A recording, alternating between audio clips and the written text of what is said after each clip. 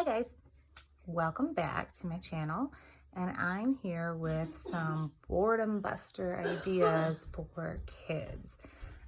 These are some ideas I have come up with through moments of desperation in the last 2 months because as I am recording this, sorry, I had a little notification come up. As I am recording this, it is May 2020 in Michigan. We are in the middle of the coronavirus pandemic and there's shelter in place. So, in the name of keeping everybody else safe, we have been together at home for 7 weeks. I'm a mess, the house is a mess, the kids are kind of a mess, but we are all relatively getting along. Attempts at killing each other have drastically decreased. They're kind of getting used to it. We're kind of finding some fun things to do. So I just have stumbled across some fun things that may work for you or your kids if, heaven forbid, this pandemic goes on forever, there's another emergency, or you're just stuck in the house and bored and broke because they spent all your money on skins on Fortnite or something like that. So you don't have money to go anywhere and entertain them, right? So, first, I will say we are fortunate to be home and to be worried about entertainment. There's a lot of people worried about much more serious issues right now, economically, financially, health-wise. So we're fortunate. So I'm not trying to complain about the boredom. But if you can find ways to bust the boredom, might as well, pass the knowledge along. There are, your basics: puzzles, books, board games, card games.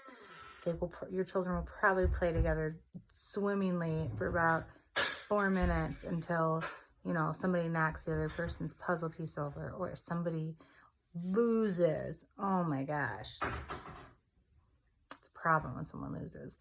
But for the most part, those things are basically fun, kill some time. You don't want them on the video games all the time, or maybe you do. If you do, that's cool. That's fine. That's your thing.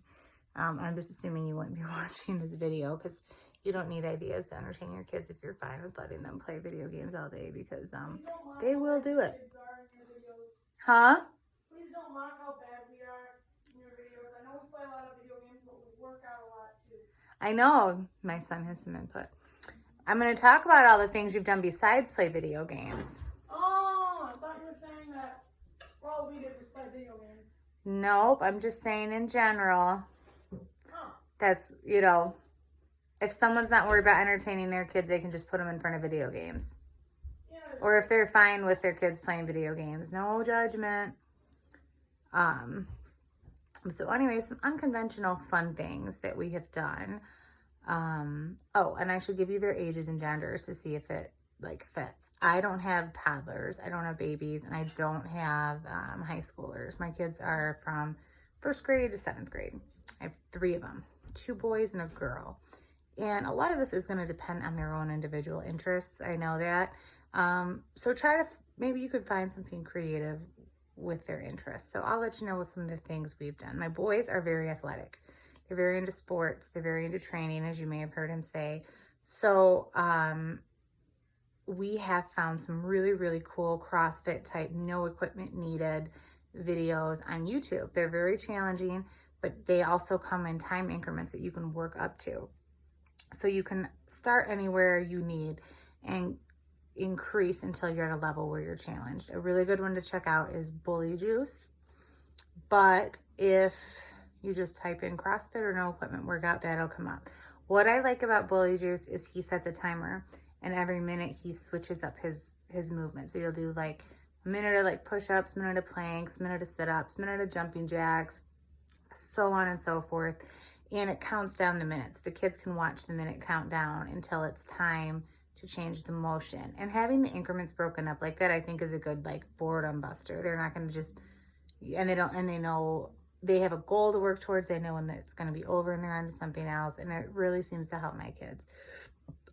We've also done some stuff in the garage. We've set up some inexpensive workout equipment you can get is just jump ropes, boxes for box jumping, some kettlebells, some light dumbbells, medicine balls, stuff like that. and set them up in stations. And you can do the same thing, have them rotate through stations. If you can't get any equipment, even just having them do basic calisthenics at a certain station, you could like do station number 1 in blue chalk, and they have to do burpees there. They have to do station number 3 in pink chalk, and they have to do sit-ups, you know, and have them go through, and you set the timer for every so often. And they like that, and it gets their energy out, and it calms them down, and it gets the endorphins flowing. It's good for their minds, good for their body. It gives them a sense of self-confidence. So if you have athletic kids or active kids, or kids who maybe aren't already, but have shown that they might have that aptitude or interest, like, you know, expose it to them. It helps a lot. If you have kids who aren't really in the mood to get active and you would like them to, sometimes it's fun to incorporate it into a game. I have done obstacle courses in the yard, and I will do pretend Olympics, like to get the kids like running. We would all pick a country, and we're in the Olympics, and we're representing this country, and just have them run 4 houses, or then have them do sprints, then have them do long distance, and then have them just do like jumps, or have them go around cones or sticks or rocks or anything you find for them to work with their footwork in the backyard is cool. And that turns it into more of a game. Like you say, you're playing Olympics. It's fun. And they get into it. It is fun. You can make little medals out of construction paper, like first, second, third place. So that's been a lot of fun. I also try to keep them learning and keep their minds engaged. And the best way to do that is, obviously there's probably some standard schoolwork that they have to do to make sure they're on par with the curriculum that's going to be expected of them when you're in the case of a pandemic. So if you're in a situation like that, or you happen to watch this now while we're in the pandemic, you know, that's part of it. But if it's beyond that, or it's just on your own, or it's in the summer, I find that, you know, catering to their interests is good. My kids are interested in history of basketball. We watched the other day how basketball originated. I make them watch some geography. I make them watch some world religion. I make them watch some business stuff, and find things that they're interested in, and just let them watch YouTube videos. I mean, they just want to watch videos anyways, you know, so sometimes they get a kick out of it. So find something they're interested in and work with that. I found that to be very effective, and they get engaged, and they learn, and they retain it. And it's really great to have them come back and tell you about these things they've learned, and how they have internalized it, and how they've perceived it, and what their takeaway is of it. They're also interested in business. I had them watch a couple episodes of the Shark Tank, and then I had them all brainstorm businesses to present to me. I got to be a shark for a day. And we have a color book where you can color in shoes and like design shoes and stuff. And my boys, being more athletic, were really into that. So they all designed shoes. And my daughter came up with a really cool concept. She had little like animal legs coming out the side of the shoes. So it looked like the shoe was like the body of the caterpillar, but then it would have the legs coming off. And she called them animal walkers, and she could get the shoes that look like different animals. It was really cool. They come up with these good ideas, and they learn about business, and they had how to think in that way. So that was fun, playing Shark Tank with them. My daughter, she does like to do the athletic stuff with the boys. She likes to be a part of it because she's the youngest. So she looks up to them, and she likes to be included. If the birth order was different, I don't know if she'd be quite so into it, but as it stands now, she is. But she's also really girly. So we do the basic stuffs we do. Like I paint her nails. We do her toes. She gets little pedicures. I have her feet in like a bowl of soapy water, and give her little lotion rubs and paint her toes so she feels like she's having a girl day at the spa. And we also play fashion show, which is pretty fun. And we do it like a challenge. So I will pick a look. I'll give her a look. I'll say, for instance, a girly look. Go pick out a girly look, and she'll go pick out like an outfit that's all pink with a pink bow. It's so cute and girly. And then I give her a rating. My kids are kind of competitive. They like the feedback, so all about ratings. And I will give her a 4 or 5 star rating, 3 stars if I'm feeling mean. I don't know. Or I'll say a sporty look or a fancy look. And we'll go through a cycle of that and do ratings, and that's been really fun. And also I will do a full-blown like Halloween look with her. Like she has some dress-up clothes. I did unicorn makeup on her one day, all the big rainbow eyes, bright lips. She has a headband that has the unicorn horn on it. We did a witch. She had an old witch Halloween costume. I gave her the creepy gothic makeup. Like I got her completely in character. So that's been really fun.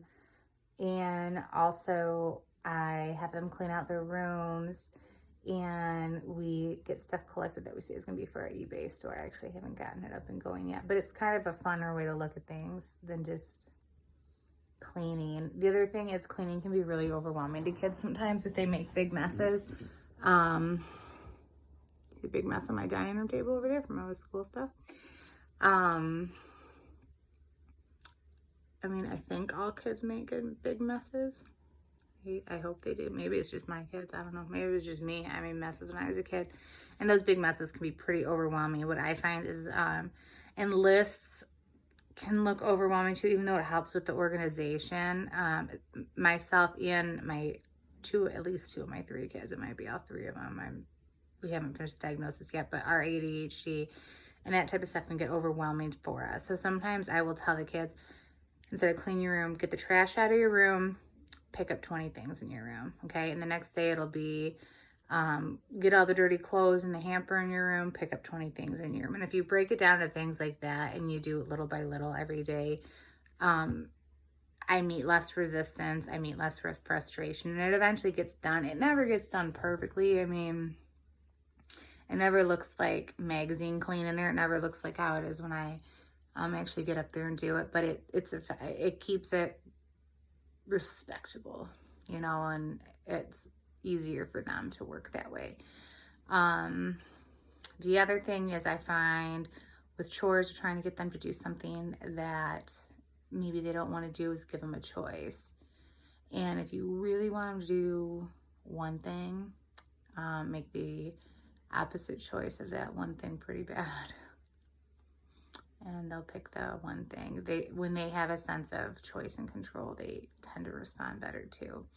So that is what I found, and we are all getting along pretty well, and for the most part having fun. And overall, I've really enjoyed this extra time with my kids, and they don't seem to be too miserable. I mean, they're happy they're not in school, but like I said, I at least go at the grocery store. They have been within the walls of this house for 7 weeks.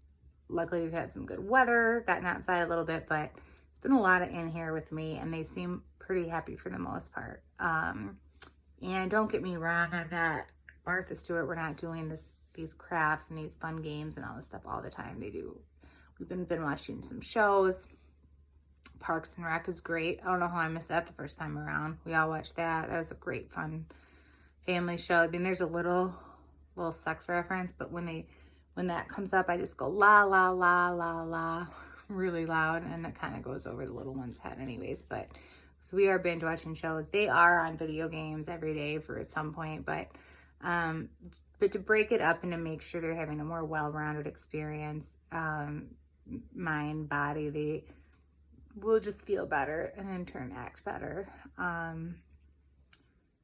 These are the things I have found that have helped us have a pretty decent time. So I hope this helps, and maybe you won't be so bored at home with your kids. Bye.